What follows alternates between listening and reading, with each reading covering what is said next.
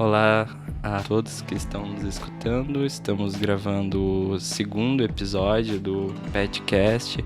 O nosso entrevistado de hoje é o Márcio de Aguiar Vasconcelos Moneta, professor do Departamento de Sociologia da Universidade Federal do Paraná, graduado em Ciências Sociais pela Universidade Federal de Pernambuco, com doutorado pela Unicamp, onde defendeu a tese A Vontade de Trabalhar para Si, Emprego e Experiência de Classe. A sua atuação passa principalmente pelos temas do trabalho, da classe trabalhadora, experiência de classe, cultura de classe, divisão sexual do trabalho, reprodução social, trabalho associado e autogestão. Então, primeiramente, obrigado, Márcio, por ter aceitado esse convite de estar aqui conosco hoje. É uma felicidade enorme para o PetCast ter você aqui. E obrigado ao Departamento de Comunicação da UFPR, ao Daniel, que está aqui auxiliando na nossa gravação, e aos integrantes do PET que auxiliaram na produção desse podcast como um todo. Eu sou o Ariel, sou estudante de graduação em Ciências Sociais, estou aqui com meu colega Breno. Bom, eu sou o Breno, sou estudante também de Ciências Sociais, da habilitação de Sociologia. E agora eu vou passar a palavra pro professor. O professor também dar umas considerações iniciais dele. Bom dia, Ariel, Breno, Alessa, que está ali nos ajudando, Daniel. Queria agradecer demais o convite. Eu estava falando aqui com vocês antes de a gente começar a gravação, né, como essa atividade de vocês é importante, né, e a gente vai ter a oportunidade de conversar sobre ao longo dessa entrevista, e queria agradecer muito, assim, eu fico muito contente, né, tanto com a interação com vocês, poder compartilhar um pouco da minha experiência, né, se isso pudesse ser de alguma utilidade, mas fico também tocado, fico lisonjeado pela lembrança, pelo convite. Obrigado.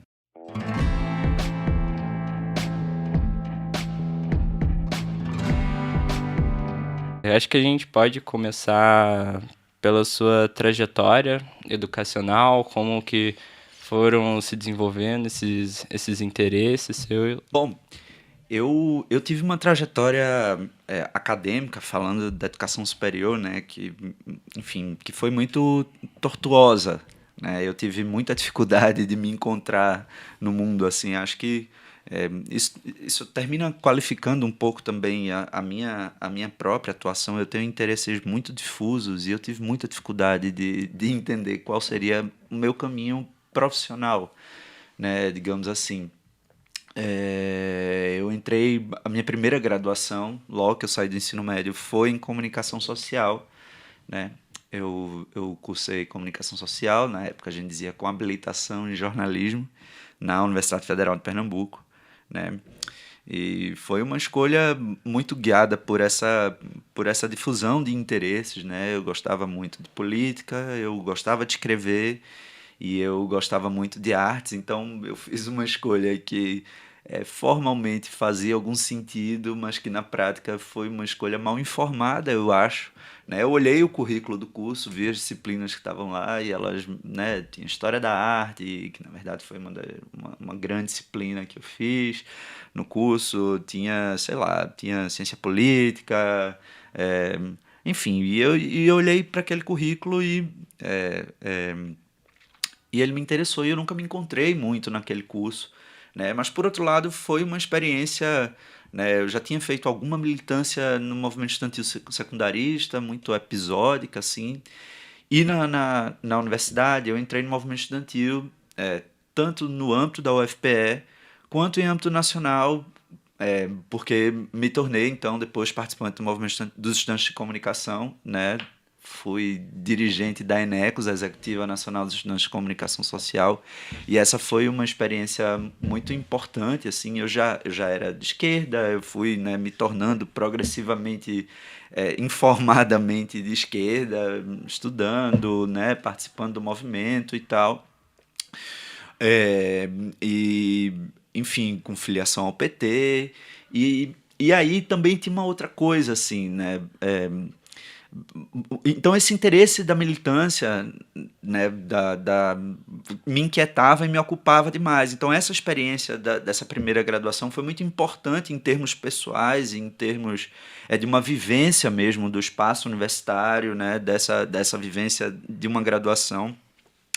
E bom, mas muito cedo eu percebi que eu não tinha interesse em seguir com o curso de jornalismo, assim, eu não queria ser um repórter, eu não queria, né, a política me interessava, mas não exatamente nessa posição de estar reportando, de estar, né, e bom, fiquei muito à deriva, assim, fiquei bastante perdido, e eu lembro que uns 2 livros me marcaram muito, assim, nesse período, um deles foi um livro que eu encontrei vasculhando uma livraria, né? Um livro chamado Uma Utopia Militante, né? De autoria de Paul Singer, que era o secreto, que foi, enfim, um economista, marxista, que depois passou a trabalhar com a economia solidária, e ele fazia um balanço das experiências soviéticas a partir dessa ideia, então, da autogestão e do trabalho autogestionário.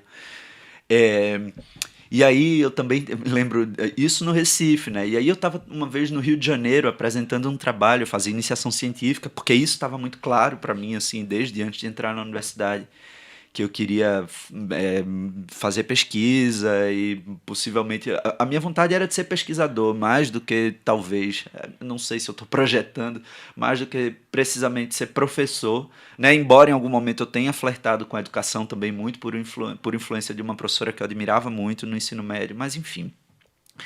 E aí então eu estava no Rio de Janeiro, saindo de um congresso, apresentando um trabalho no congresso, né, de iniciação científica, e eu encontrei um livro de ensaios chamado Caracol e Sua Concha, de autoria de Ricardo Antunes.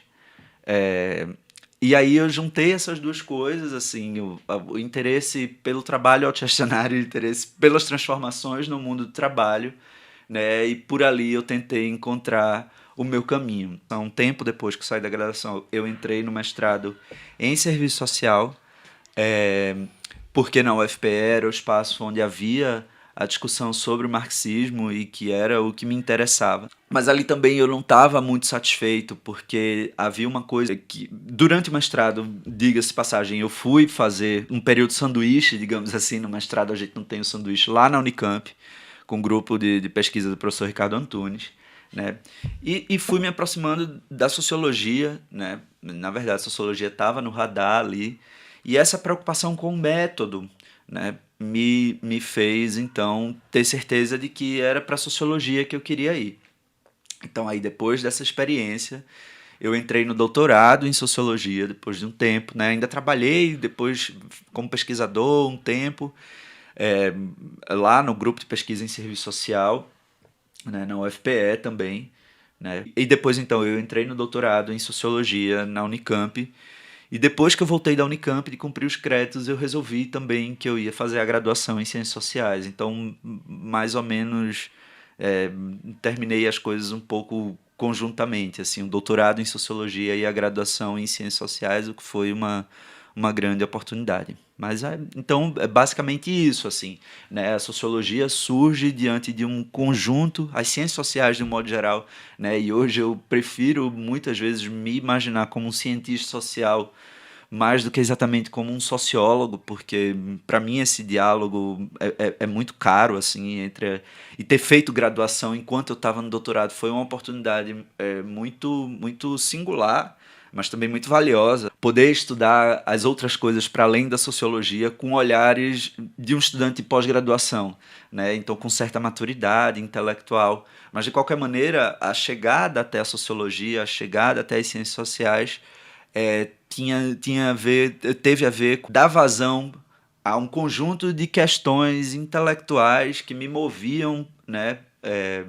Tanto do ponto de vista de uma militância socialista e que me traziam muitas inquietações, né? Especialmente a partir do mundo do trabalho, né? Claro, aí a ligação com o marxismo é muito importante também, né? Quer dizer, o marxismo precede mesmo a minha inserção nas ciências sociais, propriamente dita, né? Nesse sentido mais estrito de uma trajetória institucional, digamos assim, né?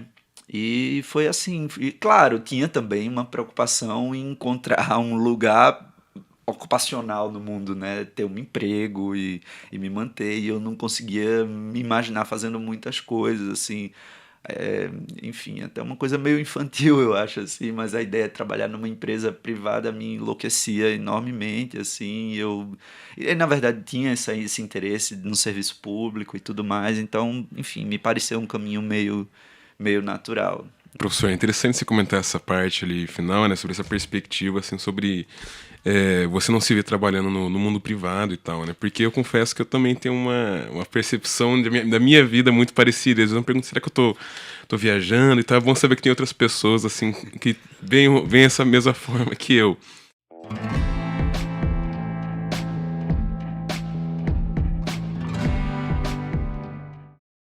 Mas eu vou puxar os ganchos de algumas questões que você comentou ali pra gente ir pra uma segunda pergunta. Professor, não sei se você tem dimensão disso, mas você tem um grande número de alunos que gostam muito de você, viu? Que gostam das suas disciplinas e tal. E esses alunos, eles também têm um certo perfil ali, de interesses, claro, né? Como qualquer professor. E, no geral, esses alunos são alunos que se interessam ali pela sociologia do trabalho e que têm uma aproximação, né, às vezes menor, às vezes maior, com o marxismo. E daí, puxando esse gancho, e também para a gente agradar esses nossos ouvintes aí que tem esse pé aí, eu queria perguntar para você como foi essa relação aí com o marxismo, com esse campo, né, ao longo da sua formação e ao longo da vida de maneira geral. Porque pode ser uma visão minha só como graduando, mas me parece que dentro da academia, e eu acho que também tem uma relação um pouco natural nessa aproximação, que o marxismo nas ciências sociais ficou um pouco marginalizado nas últimas décadas, assim, né? Mas, enfim, é uma pergunta mais nesse sentido da sua relação com o marxismo ao longo da vida, ao longo da sua trajetória. Primeiro, é, fico contente com essa informação de que os alunos gostam das disciplinas. É claro que a gente recebe, né, sempre alguns comentários, algumas palavras mais afetuosas, e isso realmente é muito enriquecedor e muito satisfatório, né? A gente, enfim, todo mundo gosta, né, de ouvir esse tipo de coisa. Eu fico contente, de verdade. E é recíproco, né? Eu gosto mais desse contato com os estudantes e, enfim, de poder compartilhar, inclusive por essa minha trajetória, né, ter vivido essa experiência, ter feito movimento estudantil e tal, então acho que isso é algo que, enfim, termina estabelecendo alguns pontos de contato. A minha relação com o marxismo, ela começa, claro, de modo muito sistemático, né, ouvindo rudimentos, né, ainda no ensino médio, né, alguns professores. Eu tinha um colégio que era muito ativo politicamente, né, e a minha relação política, então, precede a própria entrada na universidade. Era um ambiente muito efervescente, um colégio católico, um colégio marista, mas um colégio marista meio renegado, assim, entre os demais, porque, enfim, um espaço, parte importante da diretoria do sindicato dos professores estava no meu colégio. A gente tinha uma educação, ainda que religiosa, muito influenciada pela teologia da libertação e por ideias nesse sentido, então era um espaço politicamente muito fértil. Então, começa aí, é claro, o meu contato com o marxismo. De modo mais sistemático, é claro, ele tem a ver primeiro com um ingresso na militância no movimento estudantil universitário, né? E, claro, nas leituras que a gente vai fazendo, nas diversas teses, né? Onde é que eu me insiro aqui, qual é a minha tendência política, o que é que eu penso do mundo, qual é a minha teoria da revolução no Brasil, né? Como é que a gente transforma, etc. Enfim, claro que tem esse aspecto, né? E ele não é menor, ele é bem importante, né? E, e ao mesmo tempo, vem aí, então, o meu início na iniciação científica coincide também com o momento em que eu estou saindo do movimento estudantil. Quer dizer, em algum momento coincide ali, e eu estava muito desnorteado, passando por uma crise pessoal muito importante, crise de saúde mental, inclusive. E eu, né, vou direcionando ali os meus estudos na iniciação científica meio que, né, ao sabor do que me interessa, assim. Eu estava fazendo iniciação científica, eu tinha interesse a área de linguística era uma coisa que me interessava, de letras, então eu fui fazer iniciação científica com uma professora que trabalhava com análise de discurso, né? E a gente foi investigar algumas revistas direcionadas ao público feminino, né? E aí, então, toda a discussão sobre a mercadoria aparecia com muita importância, assim, para mim. Foi uma oportunidade, então, de eu me aproximar do Capital e começar a estudar o Capital muito sistematicamente, muito por conta própria. Na verdade, eu estava lendo o primeiro capítulo do Capital, a mercadoria, para tentar, enfim. E também em diálogo com um conjunto de autores, mesmo psicanalistas, que abriam interlocução com o marxismo, então com teóricos sociais de origem marxista. Então tem esse início aí. Depois que eu saio da graduação, se eu não estou fazendo confusão, ou talvez já no final da graduação, o meu orientador do TCC era uma figura muito especial.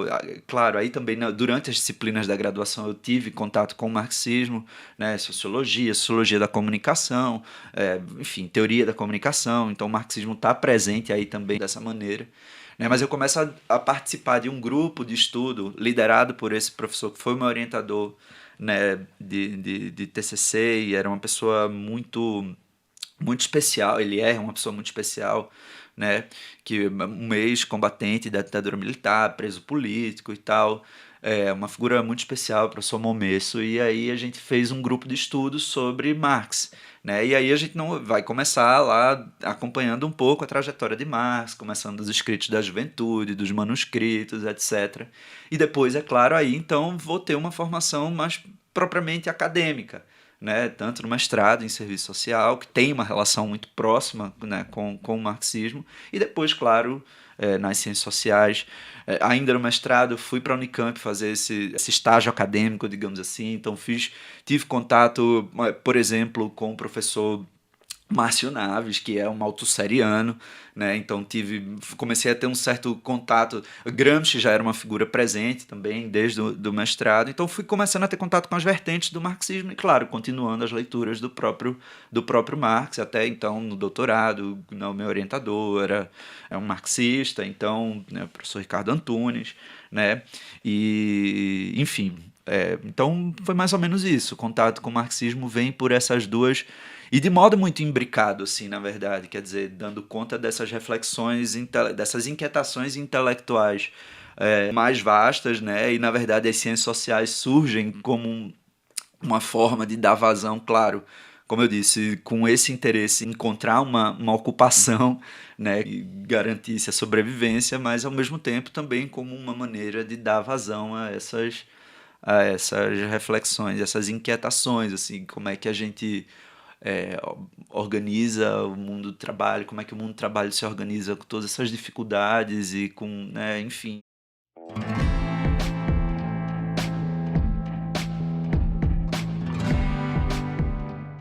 Continuando nessa linha sobre a sua relação com o marxismo, tudo, existe uma coisa que é muito cara para mim quando a gente entra no curso de Ciências Sociais aqui na Federal, que é a apresentação dos paradigmas do Durkheim, do Weber, Marx. E o que eu acho que chama a atenção, que difere o marxismo desses outros dois, acaba sendo essa questão da praxis, né? De a gente estar aprendendo um método ali científico que não está buscando só analisar corretamente a realidade, mas tem um horizonte para isso. Pensando nisso, eu queria saber como que você vê as possibilidades de atuação política, né, na academia enquanto um pesquisador marxista. Isso pode dizer um monte de coisa, né? O que eu tenho pensado em relação a isso, e na verdade isso tem a ver com uma prática que eu iniciei esse ano, tem me trazido muito entusiasmo, né? Eu acho que a via pela qual eu tenho encontrado, né, e que talvez termine recaindo nessa rubrica da extensão, que é essa ideia de uma universidade que, na verdade, uma parte da sociedade não está apartada do conjunto da sociedade, né?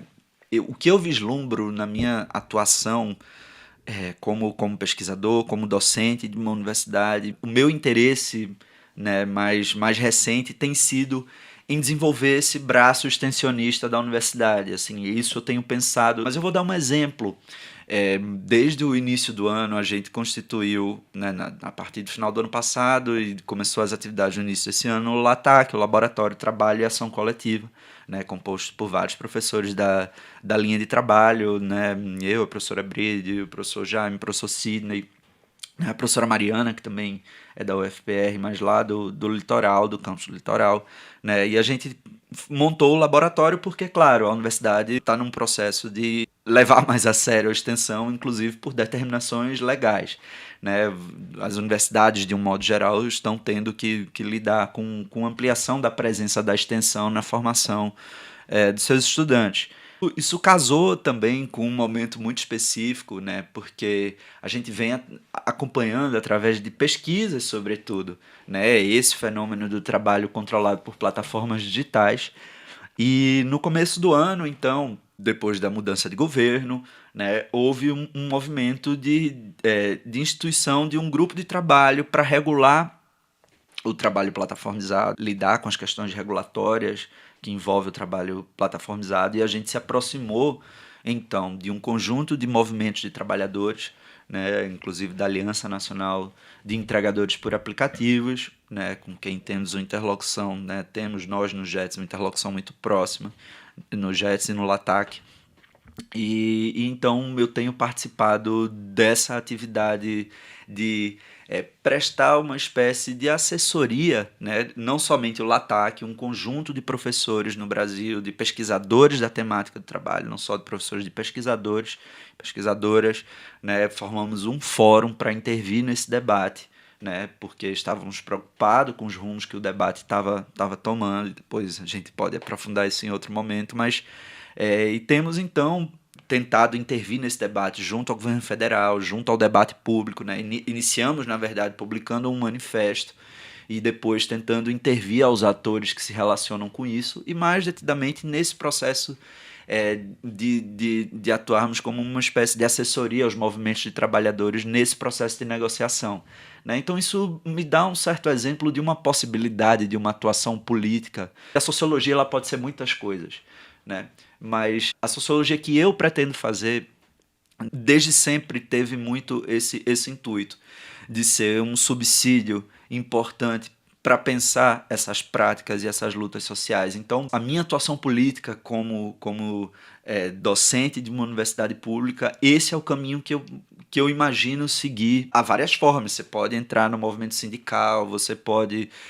a própria prática de pesquisa e a intervenção, o resultado dessas pesquisas, a intervenção disso no debate público é uma forma importante de acontecer, né? Eu tenho pensado muito nessa prática extensionista como uma forma de atuação política desse lugar, né? Porque é claro que isso não significa que essa é a única forma que eu encontro de fazer política na minha vida. Como docente de uma universidade federal, né, me parece que esse é o lugar que eu concebo a minha atuação política. Essa atividade com os trabalhadores que tem sido muito intensa, assim, muito, muito intensa, do ponto de vista da carga de trabalho, inclusive, né, tem sido uma experiência muito, muito rica e muito importante, assim.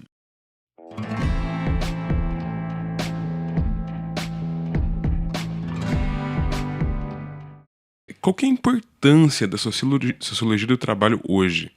O trabalho ainda tem uma centralidade na análise das relações sociais? Porque a gente tem visto, né, que assim, a sociologia do trabalho perdeu muito espaço. Eu confesso que eu tenho um pouco de dúvida assim, nessa ideia, né? A sociologia do trabalho já perdeu espaço, já ganhou espaço.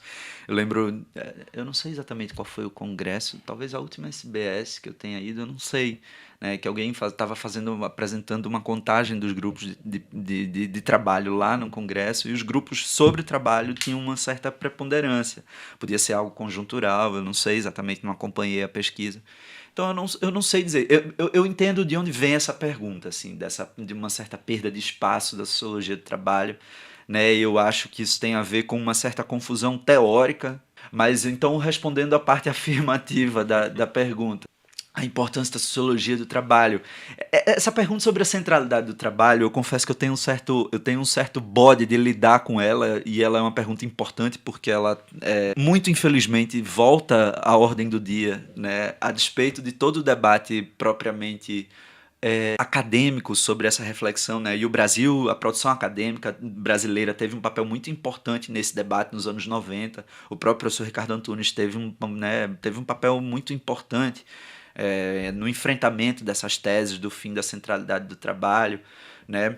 E ao mesmo tempo hoje, do ponto de vista talvez mais de uma praxis, é, essa questão volte a fazer sentido para mim, que é um pouco as discussões que a gente fazia lá que eu tentei fazer na disciplina de atores, né? E que me parecia muito importante levar em consideração. O trabalho, como marxista, o trabalho é talvez um dos poucos atributos universais que Marx identifica nos seres humanos, né? E eu tenho me parece algo incontornável, assim. Então há uma dimensão dessa questão da centralidade do trabalho que me parece um pouco inócua, porque, né, vamos eternamente ter que lidar com o fato de que precisamos estar vivos como seres vivos hoje, né? Não é amanhã, hoje. Então precisamos nos alimentar e prover todas as condições. Então essa relação entre seres humanos e natureza é um dado universal e, né, fora da história, independente de contingências históricas, né? Então, por um lado, essa questão, mas ao mesmo tempo, o fato de que o trabalho, o lugar do trabalho e das classes sociais, né, numa estratégia emancipatória contemporânea, isso eu acho que é uma contribuição importante que a pesquisa em sociologia do trabalho tem a dar, né? É claro que não confundam o que eu estou dizendo com a ideia de que vai sair de algum laboratório, de alguma sociologia, uma estratégia revolucionária que vai mudar o mundo, né? Mas eu acho que a sociologia do trabalho tem um papel importante exatamente nessa interlocução com as forças vivas da sociedade, com as práticas, né? Portanto, dentro de uma praxis, para usar o termo que você próprio, Ariel, trouxe, né? Acho que a sociologia do trabalho muito vinculada, né? E é assim que eu imagino a minha prática sociológica, né? Que a sociologia do trabalho tem para contribuir, né? Como esse subsídio e essa reflexão muito próxima e muito interligada às práticas sociais. Então, numa tentativa de renovar essas estratégias emancipatórias, porque sem o trabalho, sem pensar a centralidade do trabalho nessas estratégias, a gente está absolutamente condenado, né, a fracassar, né? E a gente tem desafios enormes, crises de muita importância, né, para lidar e para enfrentar, desde das questões climáticas, ao próprio estado do trabalho, do mundo, dos mundos do trabalho, se a gente quiser, né, enfim, são muitos os desafios contemporâneos e não temos respostas prontas para lidar com isso daí, como, aliás, eu acho que respostas prontas é talvez até uma contradição prática, né? A gente sempre tem que estar encontrando as respostas para os desafios históricos que estão postos para a gente, mas, enfim, acho que a sociologia do trabalho tem uma contribuição muito importante nesse momento histórico em que os desafios são muito grandes e que a gente se encontra bastante desarmado do ponto de vista teórico, talvez.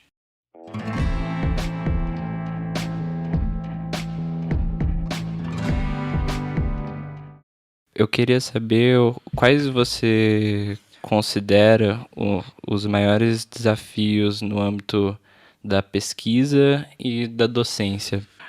Bom, a gente vem de um contexto em que fazer pesquisa e, enfim, todas as demais atividades que a universidade pública se propõe a fazer sofreram bastante, né? Como o país, de um modo geral, né? Num contexto mais amplo, né? De 2016 para cá, né?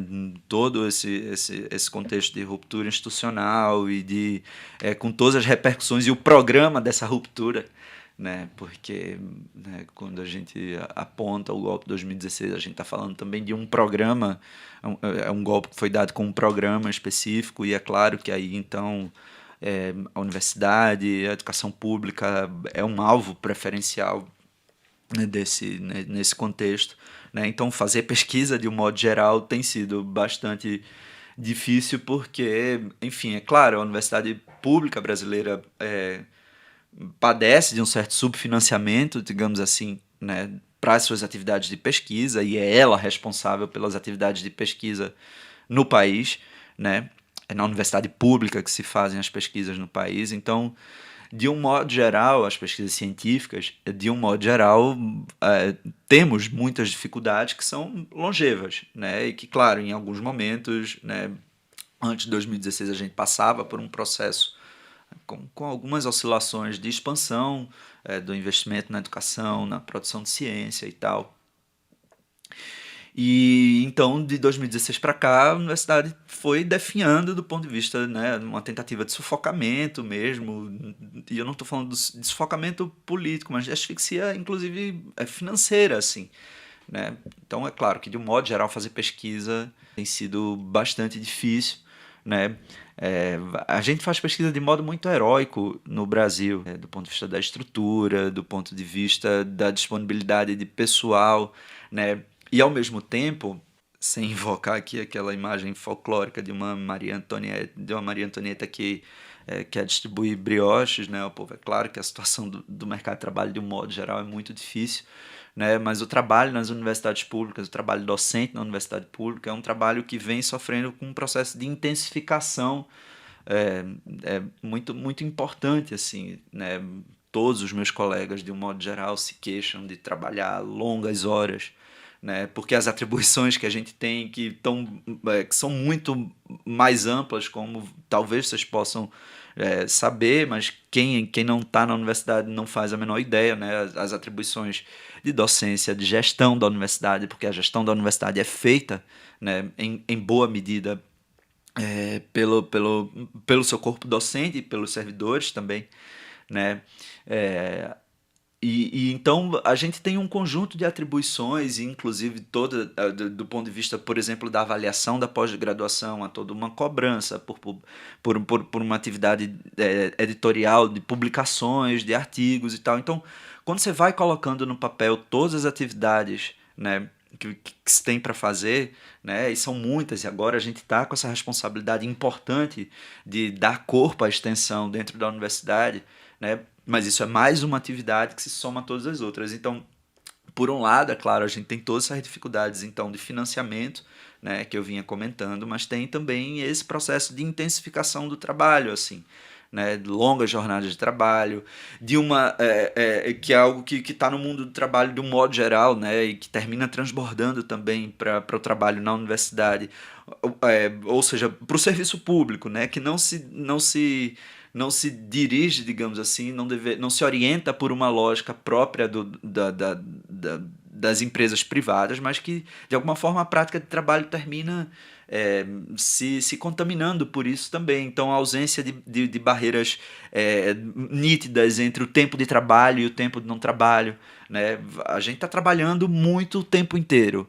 Inclusive esses aplicativos de mensagem, WhatsApp, né? Você é encontrado e acessado a qualquer hora do dia, em qualquer momento. E os meus colegas, né, também terminam introjetando um pouco isso, né? É uma coisa que é muito difícil de você sozinho se contrapor, mas tem algo disso, assim, né? De tratar como boba. É claro, isso tem a ver, e eu estou me perdendo um pouco aqui, porque eu disse, eu avisei no início, eu falo demais, né? É claro, tem uma coisa assim, de uma certa identificação com o trabalho que leva a gente, por exemplo, eu começo essa entrevista falando de como o trabalho guarda relação com questões mais amplas, né?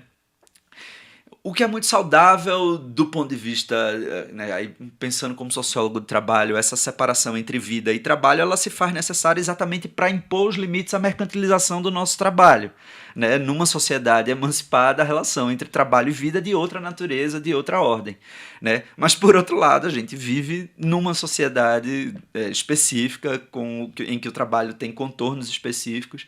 Então, por vezes, essa indistinção entre trabalho e vida é um fator de intensificação, claro, do trabalho, né? De extensão da jornada de trabalho, de adoecimento, né? Então acho que essa é uma dificuldade importante também, assim, particularmente é o que me chama muita atenção, assim, né?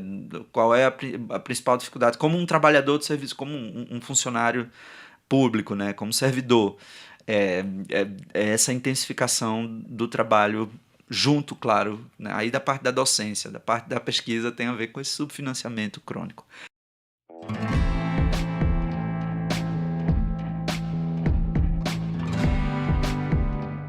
Professor, a gente passou agora por diversas perguntas de muita importância, complexidade. Eu acho que agora a gente vai chegar na pergunta talvez a mais complexa, a mais difícil. Ah, Márcio, um filme que te marcou.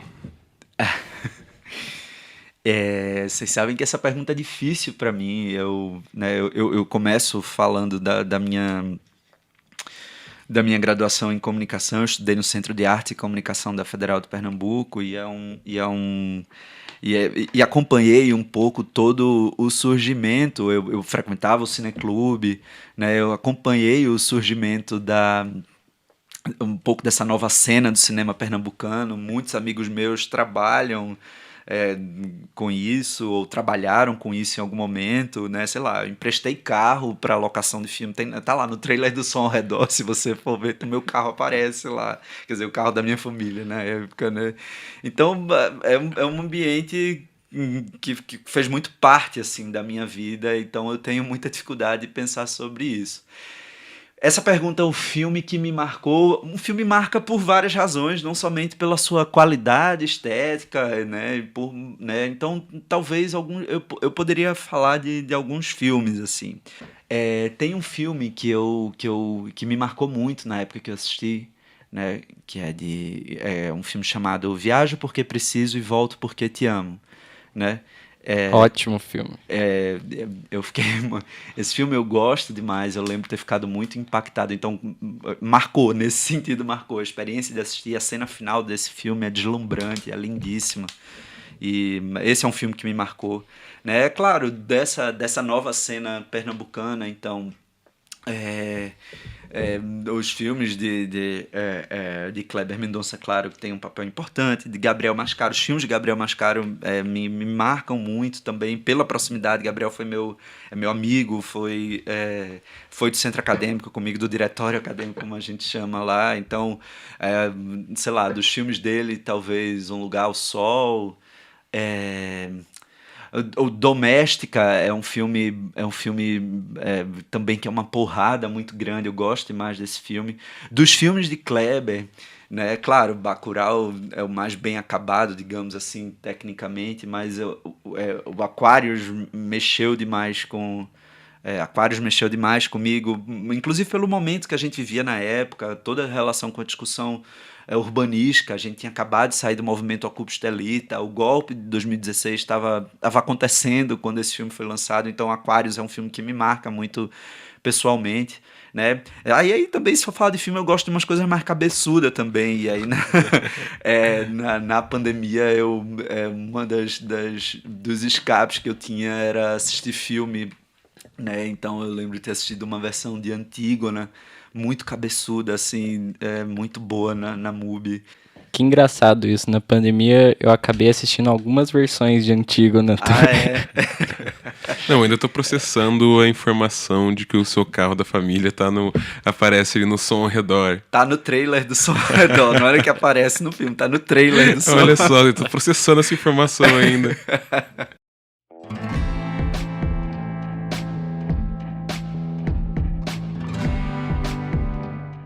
Márcio, enquanto sociólogo, você tem alguma meta específica, algum objeto ou objetivo futuro de pesquisa?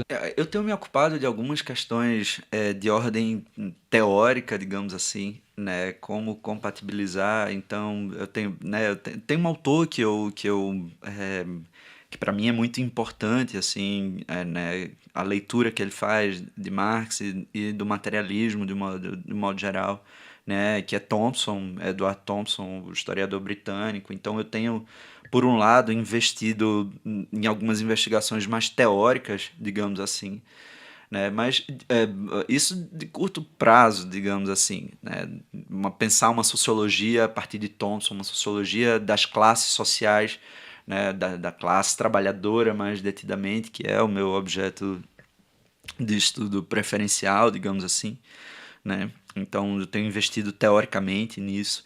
Então, para além dos projetos de pesquisa que eu tenho desenvolvido, eu tenho desenvolvido também algumas pesquisas do ponto de vista, com orientação, inclusive, né? Fazendo orientação de algumas pesquisas sobre os conflitos de classe na contemporaneidade, enfim, a luta de classes na contemporaneidade. Mas, de um modo mais geral, a minha prática sociológica, né? E eu acho que é importante, talvez esse seja um momento oportuno. Eu ensaiei dizer isso algumas vezes nas outras perguntas, mas porque eu não acho que a sociologia precise necessariamente ter essa ligação direta e imediata com questões prementes da vida social, né? Essa é a forma que eu tenho encontrado para fazer sociologia. Embora, por exemplo, essa investigação teórica que eu tenho feito não possa se dizer uma investigação imediatamente conectada com essas questões sociais, mas a sociologia. Então, voltando ao que eu estava dizendo, eu acho que a sociologia pode ser feita de diversas formas, né? Há um lugar, digamos, para a ciência básica, se a gente quiser trazer uma analogia das outras ciências, muito importante, né, para a sociologia, e eu não quero pensar a sociologia nessa chave utilitarista, digamos assim, né, mas do meu ponto de vista, a sociologia que eu pretendo fazer tem muita relação não só com a pesquisa propriamente dita, e eu acho que a pesquisa tem um papel importante nisso que eu estou falando, mas com as práticas sociais. Então, o meu interesse como cientista social é, tem sido sempre, e eu acredito que segue sendo, né, essa vinculação e a possibilidade de subsidiar, de fornecer subsídios para pensar uma prática emancipatória, uma praxis, né, transformadora da vida social. Então, é meio ambicioso dizer um pouco isso, mas ao mesmo tempo é muito cotidiano, né? Né, o mínimo que eu posso fazer, considerando todos esses limites que eu mencionei anteriormente, né, das dificuldades de trabalho na universidade pública e tudo mais, né, que não me entendam mal, é um lugar muito importante e de muita qualidade, né. Eu sou um entusiasta, é claro, da universidade pública, como não poderia deixar de ser, né, mas claro, também não posso deixar de mencionar as suas dificuldades. Então, eu acredito que dentro desses limites, contribuir sempre que eu puder, da maneira que eu puder, da maneira mais pontual e, claro, nunca me entendendo sozinho, né? Me entendendo como parte de um processo mais amplo, né? Essa figura do intelectual que sozinho vai esclarecer e tal, não, né, não é muito cabida aqui, obviamente. Né? Então, claro, em contato e nessa interação com os diversos movimentos, através da prática de extensão, através da investigação, da pesquisa, contribuir para esses processos de transformação, né, da nossa sociedade.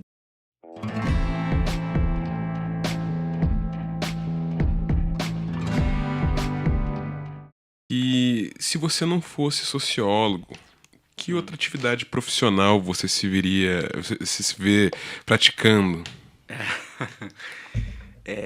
Essa é uma pergunta difícil, né? Eu falei logo no início da dificuldade que eu tive de me encontrar profissionalmente, né? Eu tinha um interesse muito forte, é, é claro, essas questões políticas me instigavam enormemente, né?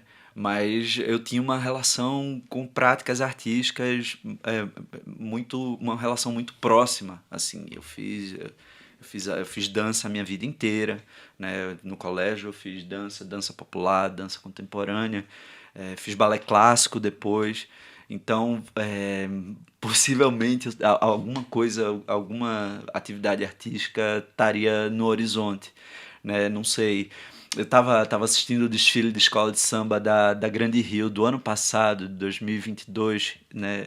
Teve por tema Exu, alguma coisa nesse sentido. E eu sou ateu, né? Mas aquilo foi um artefato cultural de tanta importância assim, e eu fiquei pensando, tá, talvez eu pudesse ser carnavalesco em algum em alguma outra versão da minha vida, assim. Então não sei, talvez alguma coisa artística. Eu gosto muito de música, mas não sei se eu teria material vocal para cantar.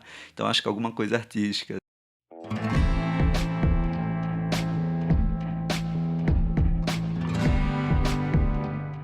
Quais jornais que você acompanha, Márcio? O que que você lê no seu cotidiano?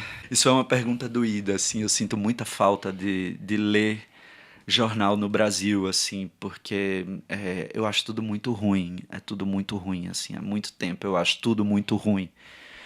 Primeiro, claro, eu tenho uma certa limitação porque eu evito usar muita tela, eu tenho uma dificuldade ocular que, né, quanto mais texto impresso eu ler, melhor. Então eu tento sempre procurar possibilidades de acesso a material impresso, né? Então, eu tenho tido eu tenho muita dificuldade de encontrar. Eu sinto muita falta de ler jornal e revista, né? Que é algo que eu sempre fiz com muita satisfação e muito prazer. Mas ao mesmo tempo se tornou algo impossível, assim, porque a qualidade do jornalismo comercial no Brasil é muito ruim, assim. É muito ruim. Muito ruim. E isso me irrita e me revolta um pouco, assim. Então eu termino lendo publicações estrangeiras mais do que propriamente é, publicações brasileiras. E não importa a coloração partidária dessas publicações, né? Eu não estou falando. É porque o jornalismo comercial brasileiro é muito ruim porque é muito editorializado e muito enviesado, né? E deixa que essas posições políticas interfiram de modo muito desonesto na sua prática cotidiana. Então eu termino lendo muitas publicações estrangeiras, né? Aí o que aparece, o que eu consigo zapear por ali, pelas redes sociais e tal. Um jornal que eu leio hoje, então, para dar uma resposta assim, eu tenho uma assinatura da edição francesa do Le Monde Diplomatique, né? Então, esse é o jornal que eu leio com mais frequência como publicação, que eu recebo impressa em casa. É a única que eu recebo impressa. Porque, enfim, gostaria muito de assinar e ter jornais impressos chegando, né, cotidianamente, mas a qualidade do jornalismo brasileiro me parece muito ruim.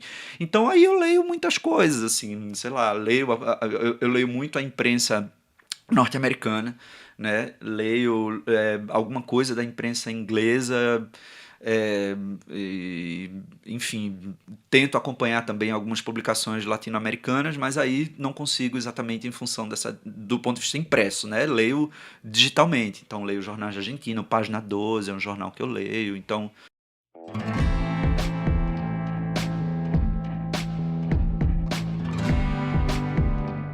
Eu não sei se os nossos ouvintes já estão a par dessa informação, mas o Márcio, logo mais, ele vai se transferir, né? Ele vai sair aqui da UFPR, vai para UFP, isso? Para Federal de Pernambuco. Federal de Pernambuco, né? E a nossa próxima pergunta é nesse sentido, assim, porque vai deixar um vazio no coração dos estudantes. E a gente queria saber do que você vai sentir mais saudade de Curitiba, né? Aí você pode... Dos estudantes. Dos estudantes? Ah, E no geral, assim, alguma coisa de Curitiba, assim, que você vai sentir falta, no geral...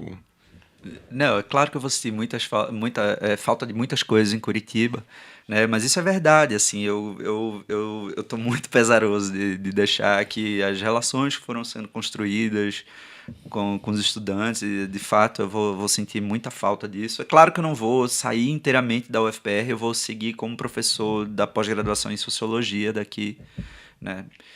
Então, meus laços não estarão cortados com a UFPR, que é um lugar muito importante para mim, né, onde eu me fiz docente, né, eu me tornei docente aqui, eu era um pesquisador e me tornei docente aqui na UFPR, né.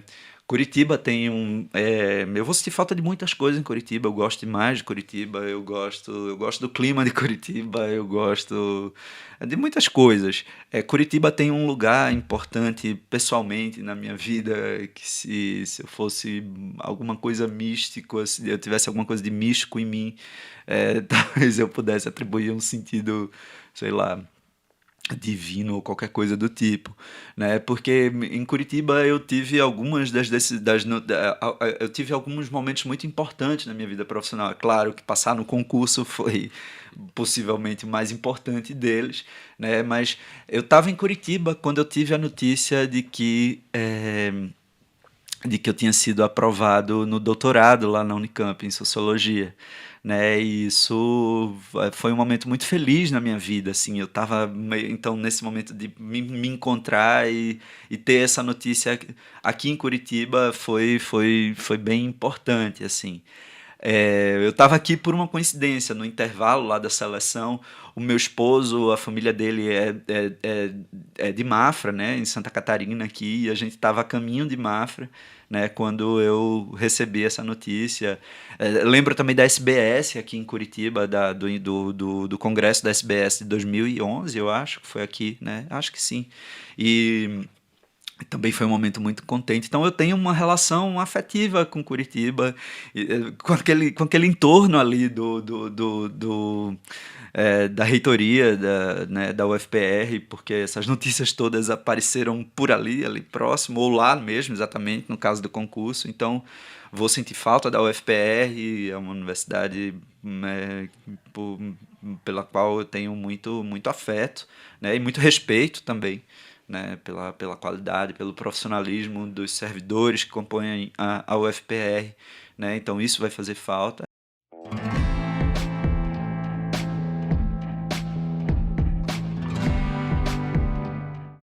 Então, aproveitando essa última resposta, né, e já emendar a nossa última pergunta, eu estava até pensando se falava aqui ou falava depois da gravação, mas queria cumprimentar o senhor, né, dizer que ter você como professor fez toda a diferença na minha graduação. E se... Nossa, fica até meio, né? Não, mas é verdade, assim, eu acho que eu já até comentei com o professor numa disciplina, e soa puxa-saquismo, mas não tem problema porque é sincero, é verdade, assim. Eu confesso, professor, que as suas disciplinas me deram gosto de estar cursando ciências sociais, assim, sabe?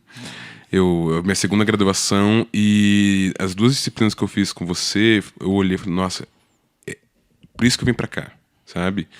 É exatamente por causa desse tipo de disciplina que eu tô aqui, que eu tô cursando esse curso, me dá vontade de continuar, vontade de me esforçar, sabe? Então eu queria agradecer, assim, sabe? Às vezes a gente não tem essas oportunidades, mas é verdade. É verdade, assim. Não é à toa que quando a gente começou aqui o Petcast, a gente já começou a pensar, não, vamos chamar uma moneta. Era uma prioridade, assim. E ter você como professor fez, na maneira como o Breno comentou, eu vislumbrar o tipo de cientista social que eu quero ser também. Então, obrigado por isso. E aproveitando já para nossa última pergunta, que tem tudo a ver, se você tem algum conselho para deixar para os alunos, para os estudantes que ainda estão na graduação, iniciando essa jornada. Como é que fala, né? Depois disso, obrigado, gente. Isso é claro que bom. Não, é difícil ouvir essas coisas e fingir costume, né? Não dá, não. Obrigado, é emocionante, de verdade. E, na verdade, o convite já foi bastante emocionante. Sei lá, viu, se eu tenho conselho algum para dar. A minha trajetória acadêmica foi tão conturbada e tão, né, e talvez esse seja o conselho, né, entender que não tem uma trajetória única. A universidade é muito grande, assim, muito grande. A vivência na universidade é um negócio muito transformador. Quando a pandemia começou, o que mais me afligia eram os estudantes que estavam ingressando naquele ano, assim, que iam perder esse momento fabuloso de entrar na universidade, a possibilidade de construir laços que vão durar, né? Quer dizer, não por regra, essa é a minha experiência, mas uma experiência que acontece com muita frequência. Laços que vão durar para a vida inteira, assim, algumas das minhas melhores amigas, das pessoas mais próximas que eu tenho na vida afetiva, politicamente, eu conheci na universidade, durante a minha graduação, né? Claro que a gente tem que lidar com uma série de outras questões, a gente precisa trabalhar, precisa, né, ganhar dinheiro, então que a universidade também seja um espaço que permita que os estudantes possam vivenciá-la, né, que então vamos aumentar as bolsas, vamos ter bolsa para todo mundo em um patamar adequado para que essas pessoas possam se bancar, né? Bolsa não deve ser um resíduo, né? Mas deve permitir a experiência universitária na graduação, na pós-graduação mais efetiva possível. Mas falando da graduação, esse é um momento que pode ser muito especial, né? Pode ser muito conturbado. Né? Eu próprio tive muitas dificuldades do ponto de vista estritamente acadêmico, né? Mas eu não tenho nenhuma dúvida assim, de que a minha vivência na graduação, conturbada como foi, me permitiu, me forneceu um conjunto de ferramentas para, né, sei lá, no fim das contas, eu acho que eu fui aprovado no meu concurso como professor porque eu tive a trajetória, a vivência universitária que eu tive.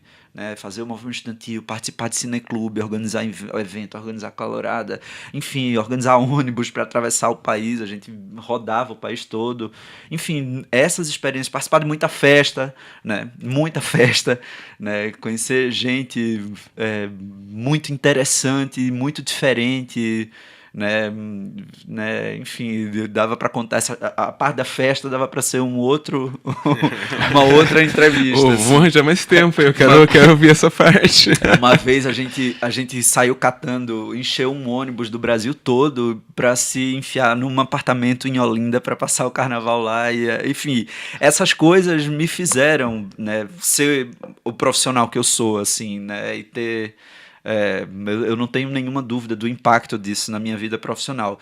E é claro, para além, né, de aproveitar a excelência da universidade pública brasileira, né, que é um espaço de excelência e deve ser, né, um espaço de excelência na produção do conhecimento. Então, não sei, eu não o que talvez a minha experiência possa servir para compartilhar com outras pessoas é isso. O percurso ele pode ser acidentado, né? Ele pode estar muito distante de ser um percurso linear, né? E então esteja também aberto a vivenciar essas coisas e, ao mesmo tempo, o máximo que possível que a vida lhe permitir, porque é claro que a gente tem outros compromissos, vivencie a universidade no máximo que a universidade pode oferecer, né? Porque isso vai ser importante profissionalmente também, né? Para além da sua vida pessoal. Então, acho que é isso. Maravilha. Obrigado. Ótimo. Então, só para a gente passar, então, acho que para um momento final, que a gente vai finalizar aqui nossa gravação e o programa, né? Aproveitar essa fala do Márcio para falar para os nossos ouvintes e nossos colegas de graduação. Pessoal, vocês estão vendo aí, o rolê, a festa, a cervejinha tem um caráter pedagógico também. Opa. Então, se você é cientista social, não se sinta mal por não estar produzindo a todo momento. O rolê é importante também. Eu assino embaixo disso. Tem um fator muito importante aí no sentido pedagógico da coisa mesmo. Mas, então, Márcio, a gente trouxe aqui uma lembrancinha para você aqui do PetCast, né? E eu acho que de maneira geral também serve como uma lembrança dos alunos da graduação. Aqui a gente trouxe para você uma caneca aqui do PetCast. Que coisa linda! Os ouvintes depois vão poder ver as imagens, a gente está deixando as imagens lá no Instagram, enfim. Mas fica aí como uma lembrança, um presente e um agradecimento também por você ter vindo aqui no programa. Foi muito bacana, um episódio muito legal. Eu estou muito feliz com isso, com tudo que rolou aqui na nossa conversa. Não sei se o Ariel gostaria de comentar alguma coisa. Obrigado de novo, né? Foi uma maravilha mesmo. Tudo, assim. Obrigado por dispor do seu tempo, conversar conosco, tratar desses assuntos tão importantes. Eu espero que nossos ouvintes gostem tanto quanto nós. Eu que agradeço. Eu ganhei 2 presentes, então, na verdade, né? Ganhei essa caneca linda e eu tava precisando de mais uma caneca. E essa é muito bonita. Eu vou tomar café logo que eu chegar em casa com ela hoje, depois do almoço. Eu agradeço demais, assim. É verdade, eu fiquei muito feliz com o convite. Eu prezo demais por essa interlocução e por essa. Eu gosto de conversar, então também isso é uma coisa boa e fico muito contente com toda a gentileza de vocês, não só no convite, mas durante essa conversa aqui, vocês foram muito calorosos e, enfim, eu volto. Quer dizer, o processo de redistribuição ainda está em curso, ainda não está concluído. É muito provável que eu esteja, de fato, indo para a Federal de Pernambuco, mas volto para lá, então, com muito afeto, assim, né, e muito emocionado também, né? Obrigado, gente. Que Foi muito bom. bom, foi muito bom estar aqui. Obrigado. Maravilhoso.